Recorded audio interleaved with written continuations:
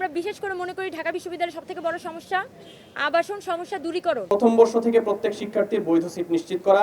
One student one সিটের কথা আমরা বলতেছি। পুরনো ভবনগুলোর সংস্কার, সম্প্রসারণ এবং নতুন ভবন নির্মাণ করতে প্রশাসনকে বাধ্য করা।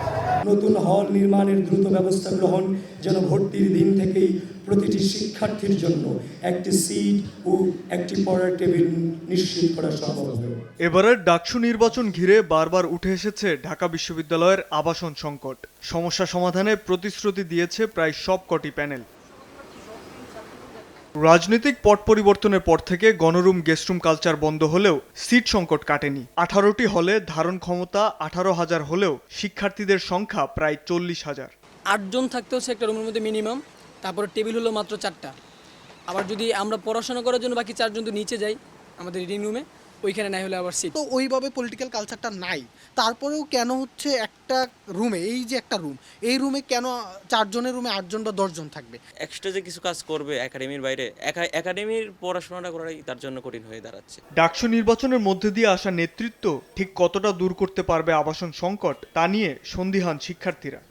প্রথমে আসলে এটা নিয়ে অনেক কথা বলবে, এখনও কথা বলতেছে, ইশতেহার দিচ্ছে, অনেক কথা বলতেছে, বাট আলটিমেটলি এই সমস্যাটা আসলে বিশ্ববিদ্যালয়ের একদম গোড়ার সমস্যা। ইশতেহার সবাই দিচ্ছে, বাট হচ্ছে আমি সামগ্রিকভাবে কোনো কাজ করতে পারছি কিনা বা শুরু করতে পারছি কিনা, আমার ইনিশিয়েট যে পর্যায়টা, এরকম কোনো একটা কিছু করলে হয়তো আমরা আশ্বস্ত পেতাম। বিভিন্ন প্রার্থীর ইশতেহারে এই ব্যাপারটি উঠে আসছে, তো এটা আসলে শেষ পর্যন্ত কতটুকু বাস্তবায়ন হতে পারে সেটাই আসলে শেষ পর্যন্ত দেখার বিষয়। হলে হলে ভবন সংখ্যা বৃদ্ধি করে সংকট সামাল দেওয়ার পরিকল্পনা নিয়েছে বিশ্ববিদ্যালয় কর্তৃপক্ষ। এরই মধ্যে 2,840 কোটি টাকার প্রকল্প অনুমোদন দিয়েছে একনেক।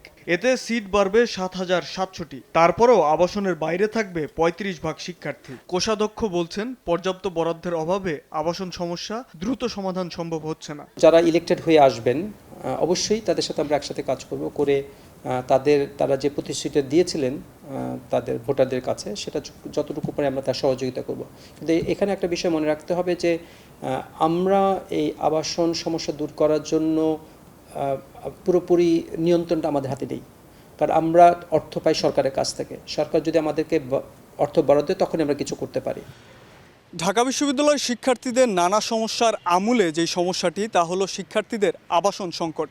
হলে থাকা খাওয়ার প্রতিদিনের লড়াইয়ের মধ্যে থেকে একাডেমিয়ার বাইরে উন্নত শিক্ষা, গবেষণা কিংবা স্কিল ডেভেলপমেন্টে মনোনিবেশ করতে পারছেন না শিক্ষার্থীরা।